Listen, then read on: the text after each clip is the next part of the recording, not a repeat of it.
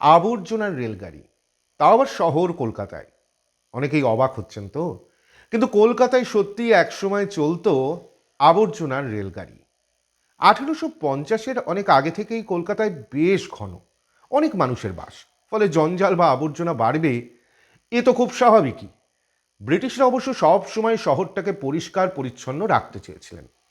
শহরের আবর্জনা পরিষ্কারের জন্য একাধিক ব্যবস্থা করেছিলেন, যেমন দিনে দুবার রাস্তায় পড়তো ঝাঁট, কোথাও কোথাও জল দিয়ে রাস্তা ধোয়া হতো, ঘোড়ায় টানা টেম্পো দিয়ে জঞ্জাল উঠিয়ে নিয়ে গিয়ে ফেলা হতো নির্দিষ্ট জায়গায়। এমনকি মানুষ যাতে যত্রতত্র মলমূত্র ত্যাগ করতে না পারে সেজন্য মোড়ে মোড়ে ছিল শৌচাগার।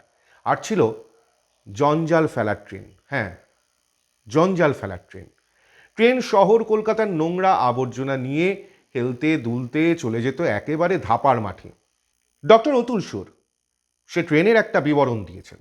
এই রেলপথটা তৈরি করা হয়েছিল 1868-69 খ্রিস্টাব্দে।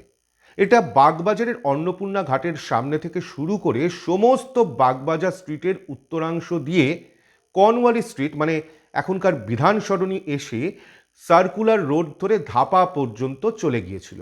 আগে সার্কুলার রোড ও উল্টোডাঙ্গা মোড়ের কাছে যে প্ল্যাটফর্মের কথা বলেছি, মানে উনি বইতে বলেছেন, রেলগাড়িটা ওই প্ল্যাটফর্মের গা ঘেঁষে যেত। প্ল্যাটফর্মের উপর থেকে সমস্ত আবর্জনা রেলগাড়িতে ভর্তি করে দেওয়া হতো। অনুরূপ প্ল্যাটফর্ম ছিল রাজাবাজারের কাছেও, সেখানেও আবর্জনা ওই রেলের মালগাড়িতে ভর্তি করা হতো। এরকমভাবে আবর্জনা নিতে নিতে রেলগাড়িটি ধাপা পর্যন্ত গিয়ে খালাস হতো।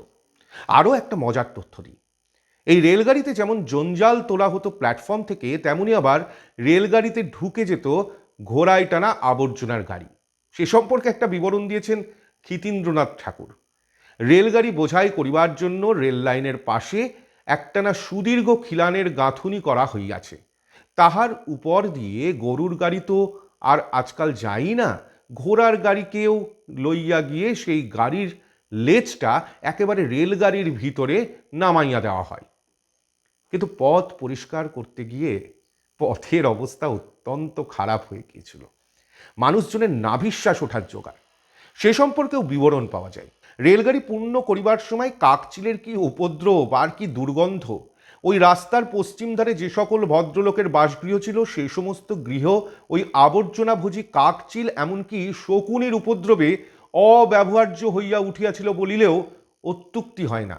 সে সমস্ত গৃহের শাসিত দিনরাত্রি বন্ধ করিয়া রাখিতে হইত।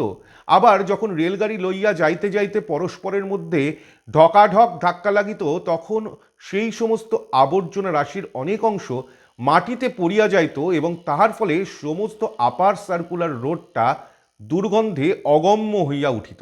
কি কাণ্ড ভাবুন তবে! পথ পরিষ্কার করতে গিয়ে ব্রিটিশদের বুদ্ধিতে পথ হয়ে উঠল অগম্য। আর যে বাড়িগুলি ছিল, সে বাড়ির বাসিন্দাদের অবস্থাটা একবার কল্পনা করুন।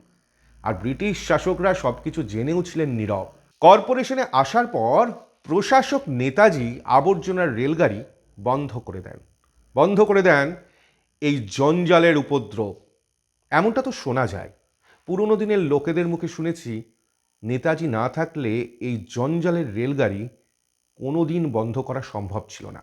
আমার ভিডিও যদি ভালো লাগে তাহলে অবশ্যই কলকাতা থ্রোব্যাক ফেসবুক পেজটিকে ফলো করুন।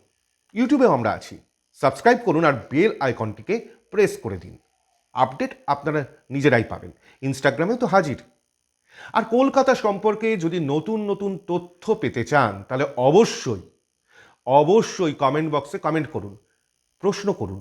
আপনাদের প্রশ্নের উত্তর আমি যথাসম্ভব দেওয়ার চেষ্টা করব।